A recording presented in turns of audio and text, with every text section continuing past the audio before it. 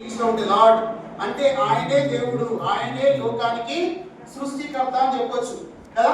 యేసు క్రీస్తు అందరికీ అని రాయబడింది.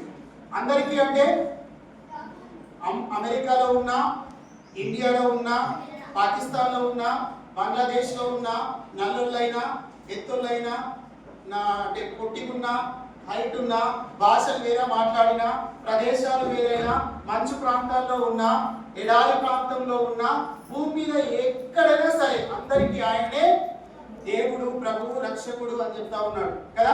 ఇక్కడ వాచ్ ఉంది. ఈ వాచ్ ఏం కనబడుతుంది? ఫస్ట్ నిమిషాలు ఉంటాయి కదా. సన్నం ఉండేది ఏంటిది? సెకండ్ నిమిషాల? మంచిగా ఉండండి, మధ్య మధ్య తప్పు చెప్తా. ఏంటిది? చాలా పొడవుగా సన్నగా ఉండేది ఏంటి? సెకండ్. సెకండ్ స్టార్ట్ అయితే నిమిషం కదులుతుంది. అర్థమవుతుంది వాచ్ లో? సెకండ్ కదిలితే, సెకండ్ ఒక రౌండ్ తిరిగితే నిమిషం ఏమవుతుంది? కొంచెం అంటే కన్సైగా అంటే అర్థమైనంత లోపల ఇంకా తక్కువ టైంలోనే కదులుతుంది. తర్వాత నిమిషాలు కదిలిన తర్వాత ఏం కదులుతుంది? అవర్స్ కదులుతుంది. ఎప్పుడైనా మీ వాచ్ ని గమనించండి. ఫస్ట్ ఆఫ్ ఆల్ ఏంటంట ఇది? ఆ రాసి ఇక్కడ ఫాదర్ కదా. సెకండ్ల కంటే ముందు, కాల నిర్ణయం కంటే ముందున్నవాడు ఆయన. ఎవరు? ఫాదర్ కదా. తర్వాత ఈ నిమిషాల ముందు మీద ఏముంది? Son of God. యేసు క్రీస్తు లోకానికి రావాల్సినటువంటి ఈ మును నిలుస్తుంది. తర్వాత ఇక్కడ ఉన్నది ఏంటి? హోలీ స్పిరిట్. ఫస్ట్ ఏంటంటే సెకండ్ లో కదిలితే నిమిషాల్లోకి వస్తుంది, నిమిషాల్లో నుంచి 1 hour లోకి వస్తుంది కదా. నిమిషాల కంటే ముందున్నవాడు యేసు ప్రభువుకున్న పేరేంది? ఏ పేరు? యేసు క్రీస్తు నిన్న నేడు ఏకరీతిగా ఉన్నాడు కదా. యేసు క్రీస్తు ఈ కాలానికంటే ముందున్నవాడు ఆయన. ఎప్పుడు ముందున్నవాడు? 2000 సంవత్సరాల క్రితం పశువుల తొట్టిలో పుట్టినవాడు కాదు ఆయన. ఆయన ఉన్నవాడు, అనువాడు అని మాట ఉంది బైబిల్లో.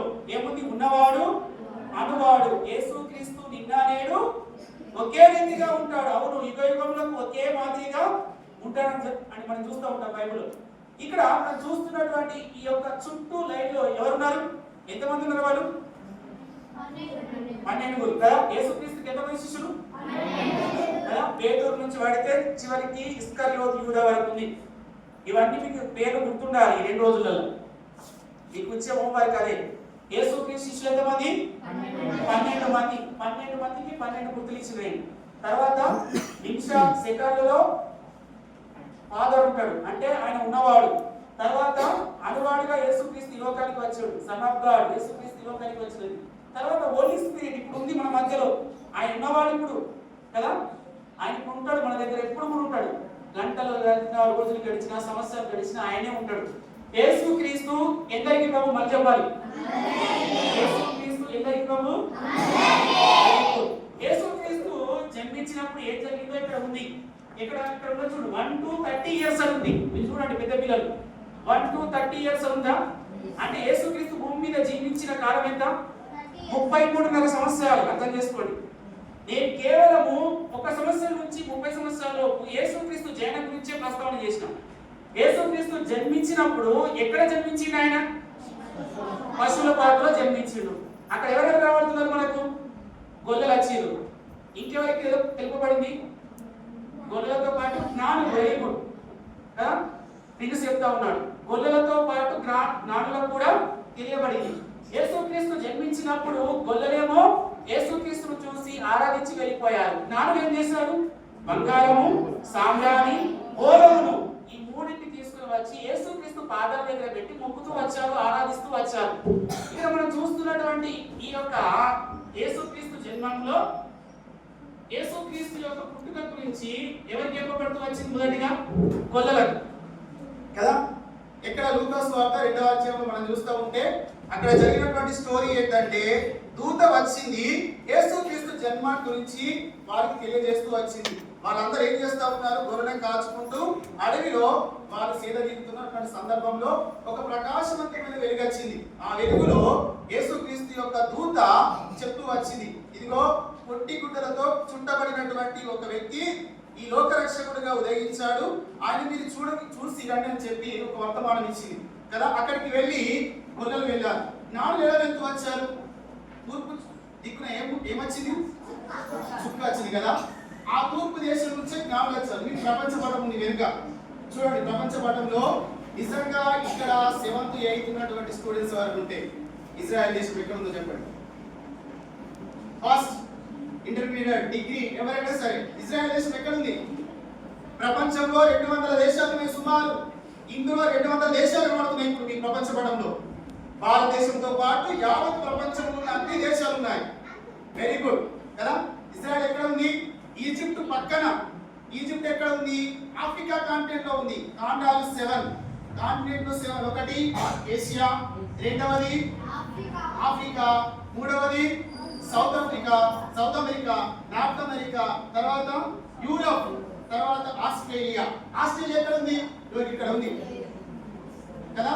ఇప్పుడు ఇజ్రాయెల్ దేశము ఎక్కడ ఉంది? ఈజిప్ట్ పక్కనే ఉంది.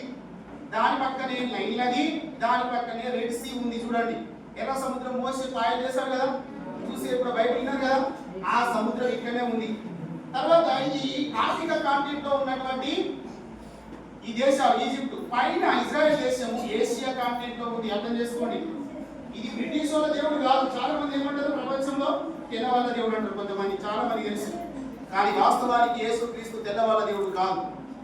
యేసుక్రీస్తు పుట్టింది ఏషియన్ కాంటినెంట్ లో, మన ఆసియా కాంటినెంట్ లో జన్మించాడు ఆయన. ఎందుకు ఇజ్రాయెల్ దేశంలో యేసుక్రీస్తు జన్మించాలి చెప్పండి మీరు? ప్రపంచంలో చాలా దేశాలు ఉన్నాయి కదా. యేసుక్రీస్తు ఇజ్రాయెల్ దేశంలోనే ఎందుకు పుట్టాలంటే మీరు ఇంటికి వెళ్ళిన తర్వాత నేను మిస్ అయ్యాను. అసలు మీ అందరికి స్కేల్ ఇవ్వాలి. ఈరోజు స్కేల్ ఇస్తే ఇజ్రాయెల్ దేశం అనేది నార్త్, ఈస్ట్, సౌత్, వెస్ట్ అనేటువంటి ఈ 4 దిక్కులలో మీరు స్కేల్ బట్టి చూడగలిగితే కరెక్ట్ వస్తుంది మెజర్మెంట్. ఎక్కడ ఉంది ఇజ్రాయెల్ దేశం? ప్రపంచానికి మిడిల్ ఈస్ట్ ప్లేస్. ప్రపంచంలోనే మధ్యస్థమైన దేశం ఏది? ఇజ్రాయెల్. ఆ ఏ దేశం అంటే ఇజ్రాయెల్ దేశమే వస్తాయి. మీరు ఐరన్ స్కేల్ కనుక తీసుకొని నార్త్, సౌత్, ఈస్ట్, వెస్ట్ అనేటువంటి కోణాలు చూస్తే ఇజ్రాయెల్ దేశం మిడిల్ ఈస్ట్ దేశం. అందుకోసం యేసుక్రీస్తు ఇజ్రాయెల్ దేశంలో పుట్టడానికి ఆయన ఇష్టపడుతూ వచ్చాడు. మొదటి కారణం. అంతకంటే మొదటి కారణం ఏంటంటే యేసుక్రీస్తు ఇజ్రాయెల్ దేశంలోనే ఆయన ఆ ప్రజల్ని ఎన్నిక చేసుకున్నాడు. అందుకోసమే ఆ దేశంలోనే యేసుక్రీస్తు పుట్టవలసి వచ్చింది.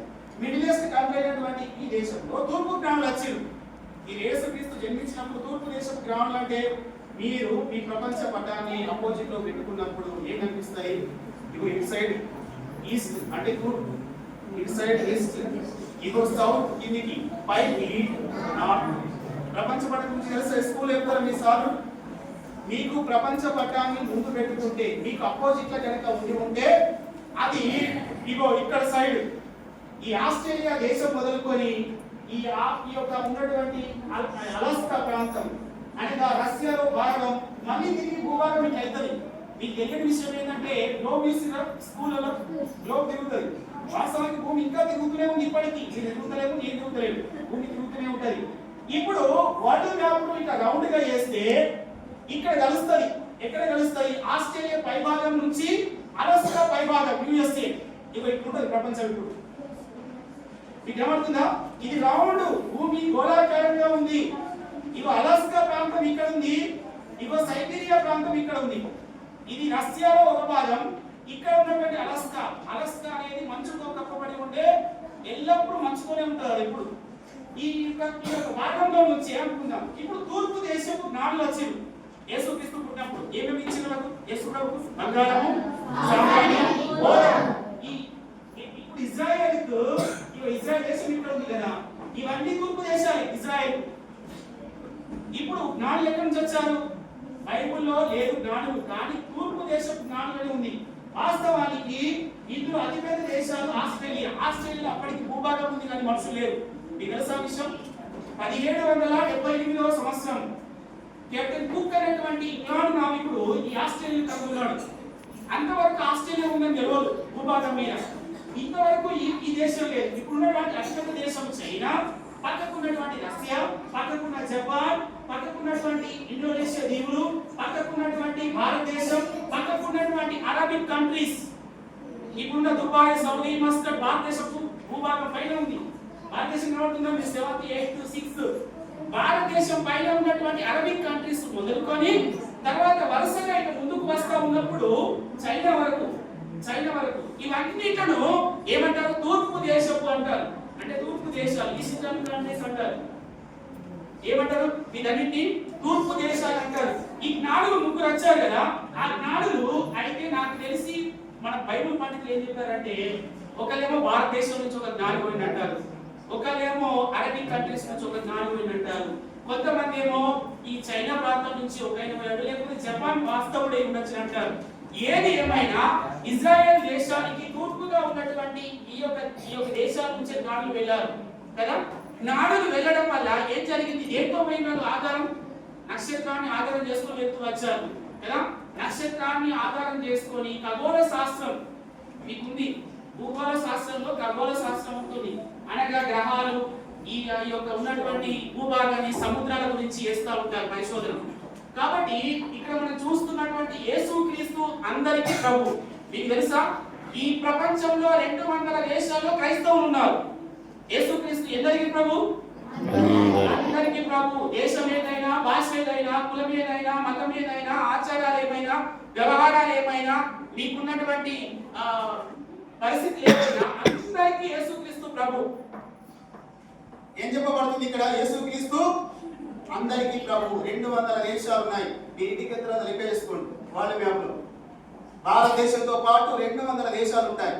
ఈ 200 దేశాల్లో యేసుక్రీస్తు తెలియనటువంటి ఎవరు లేరు. లేని దేశం కూడా లేదు. కష్టమైన అనేక ఇబ్బందులైన యేసుక్రీస్తును ఆరాధించే ప్రదేశాలు లేని ప్లేస్ అంటూ లేదు ఈ భూభాగం మీద. కాబట్టి మీకు ఇచ్చినటువంటి షీట్ లో మీరు ఇంటికి వెళ్ళండి. పైన ఏముంది? సర్వలోకములకు వెళ్ళి సమసృష్టికి సువార్త ప్రకటించిన భారతదేశంలోకి అయినా ఏ పేరు? తోమా. యేసు ప్రభు శిష్యుల్లో తోమా ఒకరు భారతదేశానికి వచ్చారు. కాబట్టి ఈ లెసన్ ఏంటంటే నేను కేవలం కొద్దిగానే చెప్పాను. ఇగో ఇక్కడ 6th నుంచి పడితే దాదాపు 10th వరకు ఉన్నారు. వాళ్ళందరూ దయచేసి మీరు బయటకు వెళ్ళిపోవచ్చు. సరేనా? అన్నస్తాడు